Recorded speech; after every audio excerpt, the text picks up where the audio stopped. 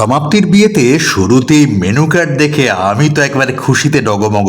প্রথমেই পাতে পড়ল গরম মুচমুচে ফিশ কবিরাজি, যেটা আমার অত্যন্ত প্রিয়।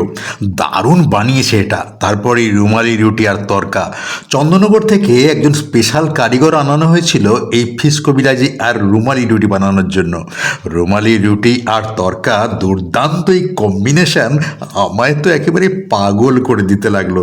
তারপরে এলো চিলি চিকেন রুমালি রুটিতে ভরে মুখে যেতেই উফস, কি টেস্ট, মন ভরে গেল একেবারে। তারপরে শুধু মুখে চিলি চিকেন খেয়ে ফেললাম কিছুটা। ইলিশ মাছের পরেই আমার যে মাছটা সবচেয়ে প্রিয়, সেই পমফ্রেটের ঝাল আর ফ্রায়েড রাইস দিয়ে গেল। কখনো ফ্রায়েড রাইস, কখনো পমফ্রেট খেতে খেতে কী তৃপ্তি পেতে লাগলাম বলে বোঝানো যাবে না। এরপরে আমার মতো পেটুক মানুষের কাছে একেবারে স্বর্গ এসে ধরা দিল ভাত আর খাসির মাংসের রূপে। রান্না A to Z এত ভালো হয়েছিল যে প্রত্যেকটা মেনুই এক্সট্রা আনন্দ দিচ্ছিল আমায়।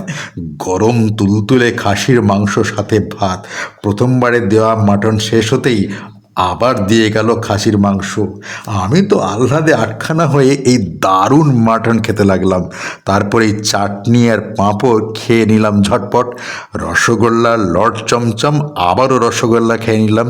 তারপরে এই আইসক্রিম চুষতে চুষতে ও পান মশলা নিয়ে আপনাদের টাটা বাই বাই জানালাম।